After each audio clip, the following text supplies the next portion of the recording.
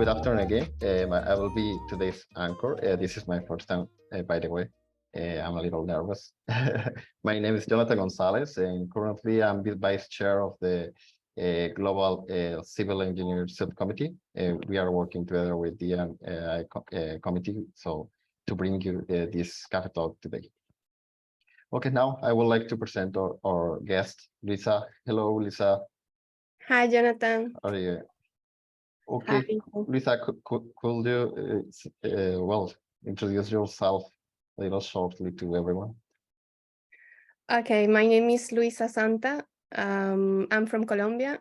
I came to Japan in 2014, 8 years ago, to get my PhD degree in the University of Tokyo. And currently I'm working in Ando Hasama Corporation since 2017, 5 years ago. That's all. Thank you. To be here. Okay.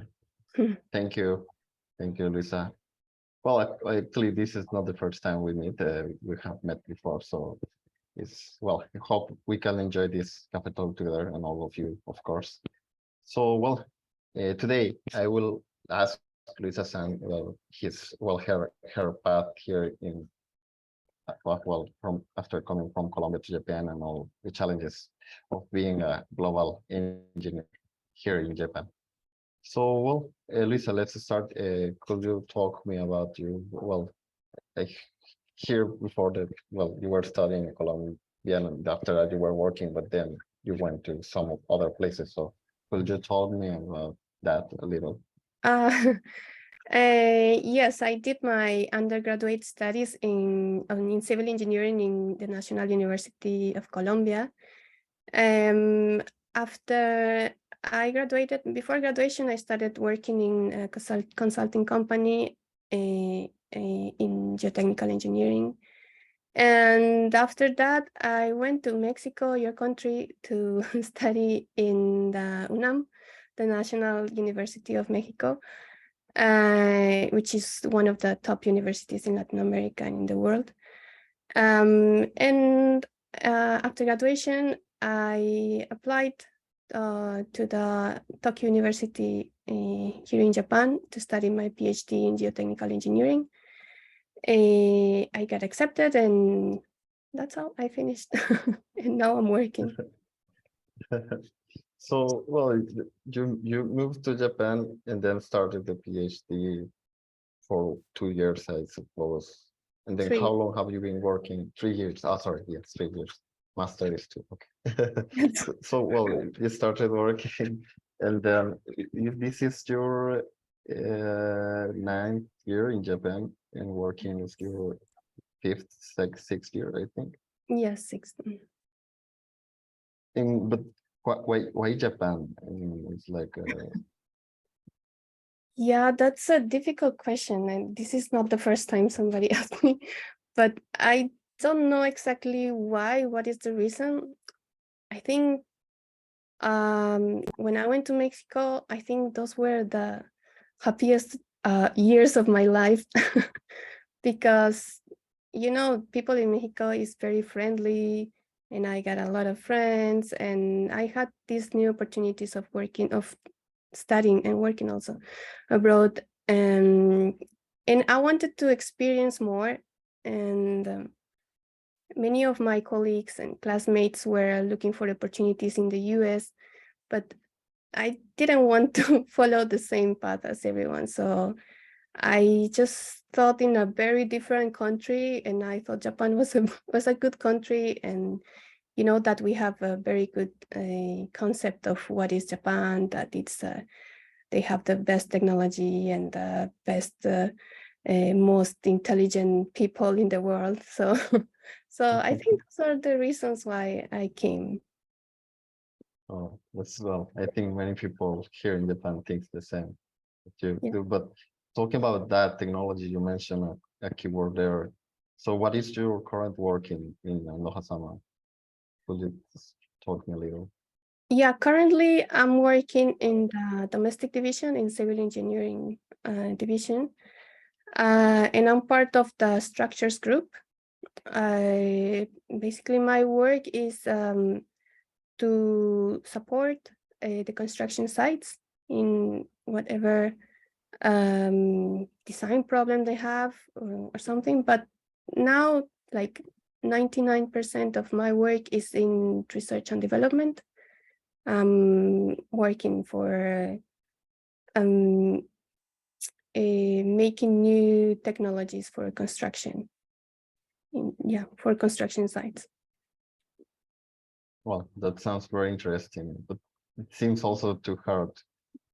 How about it? It's like it's hard, like being in a different country with different language, and also, well, you need that high level of studies, and well, you need to know difficult words, I think. But how about that? Do you feel any language barrier all this time you've been in Japan? Yeah, of course. Yeah, my Japanese level is so low, and yeah, that's a very big barrier for me. Even English, I had difficulties when I just came to Japan because all studies were in English, and I didn't know English. That this was the first time I was speaking English, so that was also the first barrier for me. And after I entered to the company, yes, speaking and making friends and the communication with my colleagues and with customers, with everybody it's been very difficult for me. So it kind of stopped me for going further. But it was always difficult, or well, compared to the school, how is it? Yeah, the English during the work. Yeah, it's like a bubble. Like in the university, you only speak English, and all the Japanese speak English. So I was thinking like outside, the world outside was also like this, like they speak like very basic English, but they can communicate. But no, it's not like that in the real life. Like, I mean, I can communicate in like daily conversation in Japanese, but it really stops me for growing up in my job. Well, sounds tough. But apart from the language, have you felt any difficulty of working here in Japan? I mean, maybe cultural barrier, or just like the work style, or I don't know. Yes, it's not only the language, because if it's only like that, I mean, you can speak Japanese very well, right? So, and I think you still think that you have some difficulty. So it's not only the language, but also the culture, also like interacting with Japanese people, the society, everything. We have to learn everything from zero. So it has been challenging. And it's not only about being a foreigner, like I'm also a woman in a men's industry, as it is the construction industry, the civil engineering field. And I'm also a mom. So I have a lot of difficulties in my daily life because of all my conditions. Well, it's very tough. I cannot imagine how it's working with being also a mom. I have a baby also, but I think it's a little different. But also you mentioned something like starting from zero. Could you explain me a little more about that? Why did you feel like that? Regarding work, yes, I feel we all start from zero. The Japanese working style is like they teach you everything from the beginning, and like kind of ignore your knowledge, but they teach you their own knowledge in the company. So it's like starting again for us. Like we are not used to it in our countries. And it's also it's not only learning language, but also learning how to communicate, how to interact, how to read the people's like your colleagues' intention, because you know that in Japan they don't say straight what they want, but we have to imagine what they mean. So I feel it's a daily struggle to fit. And but yeah, I think all of us, the foreigners, are in this struggle, but like through these kind of events like this Cafe Talk or the other activities we have in JSE, I wanted it to change, to not to make us more Japanese, but to make the Japanese more open to the foreigners to understand these differences. So I think this kind of platforms are very good for us for making us visible. Yeah, because well, I think it's like going out the bubble. Maybe I think you mentioned when you were a student, you were in that bubble. Like I think it might be the same, just seeing it in the opposite side. Well, so also, well, I think this is something I could not imagine because I'm not a female, but I think I have heard from other colleagues and well, not colleagues, but other people from other fields that it's hard to work as female here in Japan. But how about your case? Could you talk about your experience? Like, I mean, you had to leave work or how was it? Yeah, it's very difficult to understand what is different in my working activities.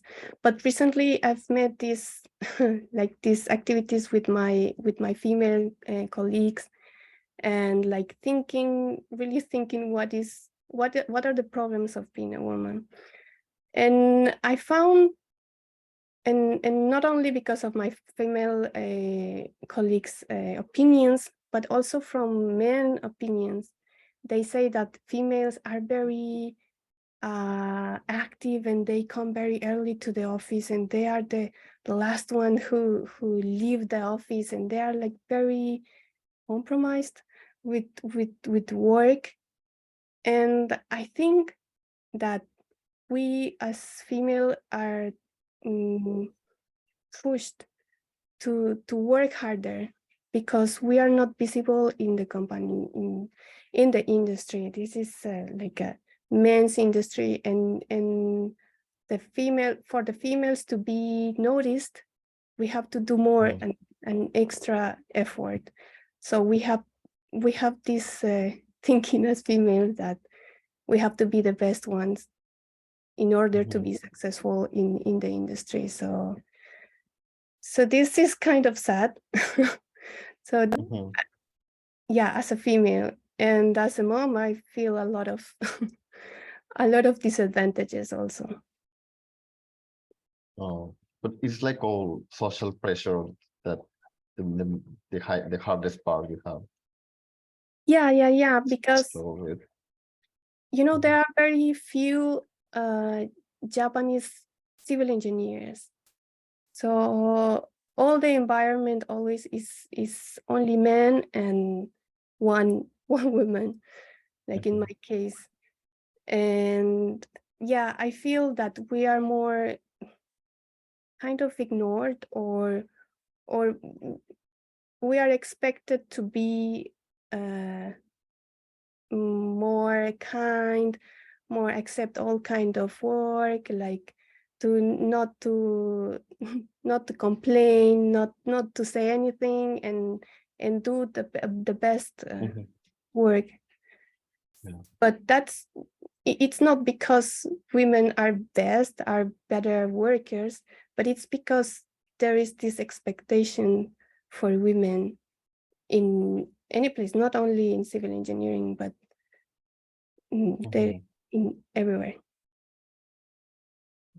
But apart from the social pressure, have you felt any physical handicap while working? I don't know, like maybe you couldn't leave as others, or I don't know. It's because someone has to take care of your baby. I assume your husband is also working.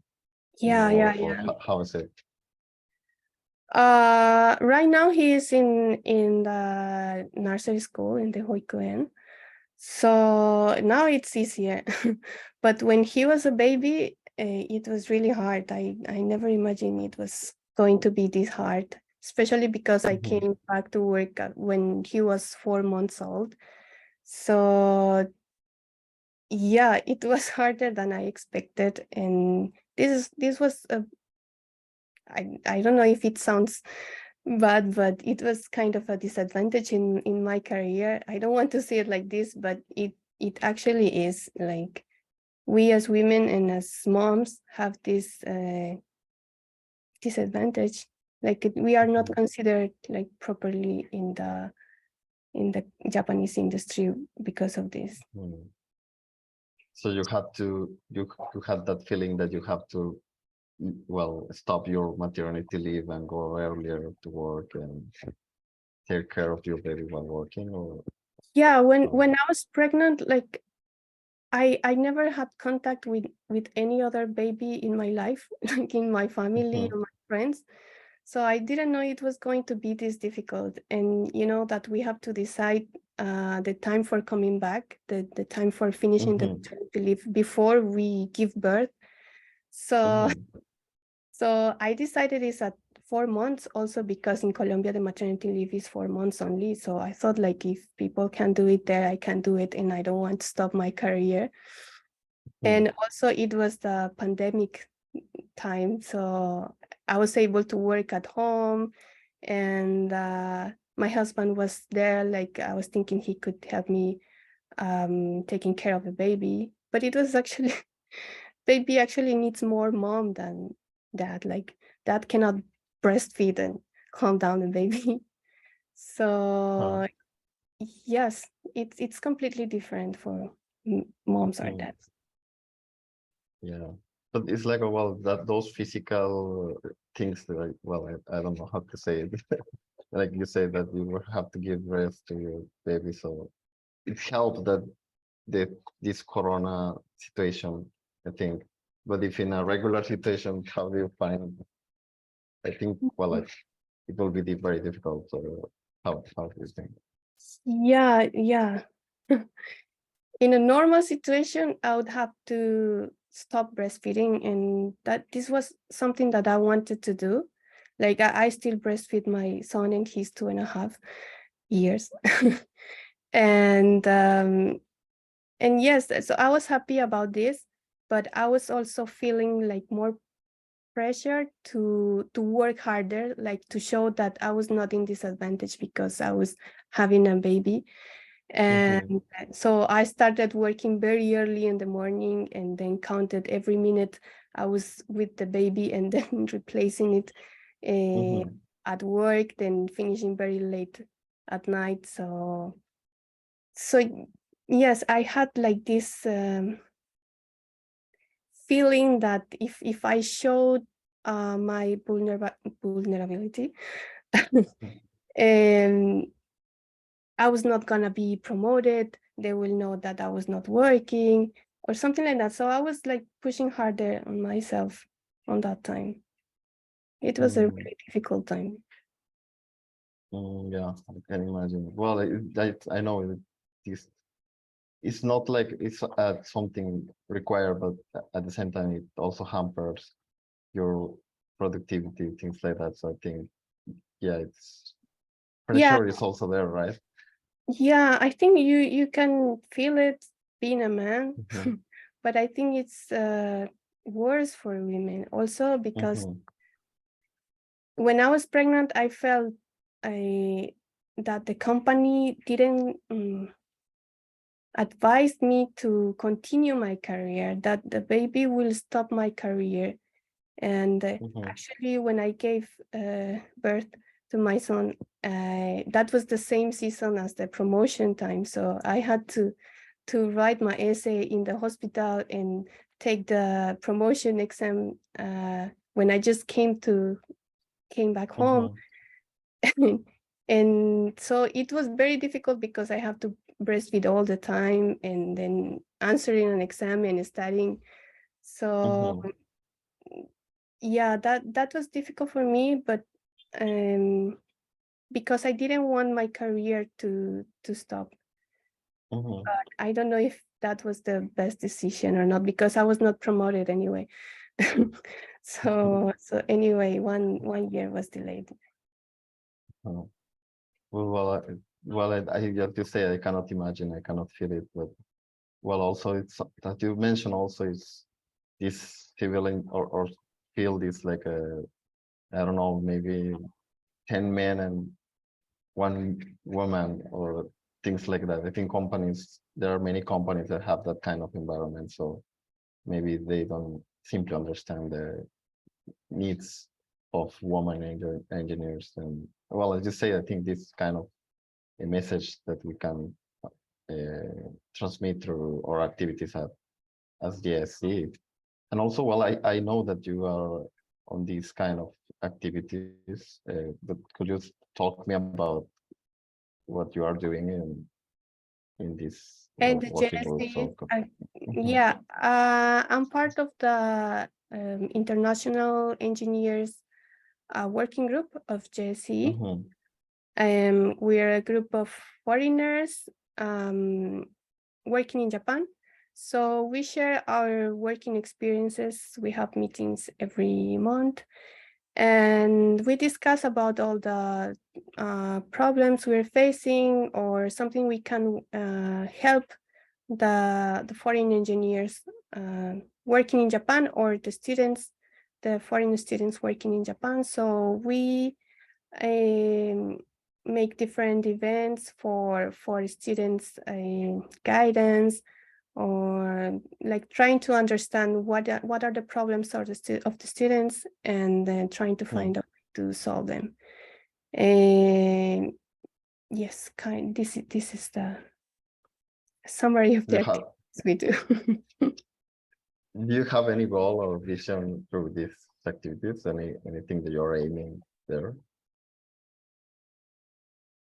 Yeah, I don't know if it sounds like a dream, but like I want that something changes, like maybe make a more an environment more friendly for foreigners and for women, like trying to prepare this path for the future comers. Yeah, it might sound like a dream, but this is what I want, like in the future. And also like to raise this awareness of that there is a lot of different backgrounds and different people who comes to Japan, and to make Japan more open to this diversity. So like this kind of events, this D&I activities are very helpful for our working groups activities. And yes, we are doing little by little, but I hope it works for something in the future. Oh yeah, definitely it will work, because well, I think during this session I also learned a lot of things, because well, I don't know physically how the experience women face during work, or well, during all this process of maternity. So it helped me also to understand what my wife has been through. So, yeah. But well, I have one last question I want to do is, well, you have been in Japan for a long time.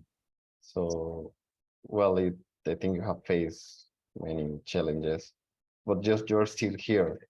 So, well, tell me what did you do to be day by day overcoming these challenges, these difficulties that sometimes life brings? So I think it will be a good message for all the other civil engineers also. Wow. But that's a very difficult question. I don't know what would be a good answer to that question. I think just day by day, I make my best effort to continue here. And it's not that I hate Japan or I hate my company or the environment I'm currently, but I want to do something to change the conditions for everyone. And, you know, I have a baby, I have a son. So I want him to grow up here, like feeling better. He was born here, but he's not Japanese and he will never be Japanese. So I want us as a family and me and my colleagues, my foreign colleagues, to feel better, to feel more accepted in the Japanese society, like kind of change a little the Japanese society, the Japanese traditionalist to something more open to the foreigners and to the diverse backgrounds. Yeah, to become global engineers, I think. Yeah. Yeah, so something all we aim here, I think, all we have been working on these GSCC committees, activities, or working groups. So, well, now if you have any last thing you would like to say to everyone, our time is running out, unfortunately. So if you want to say something, you can. Well, I think that the audience has opportunity to write any message or something.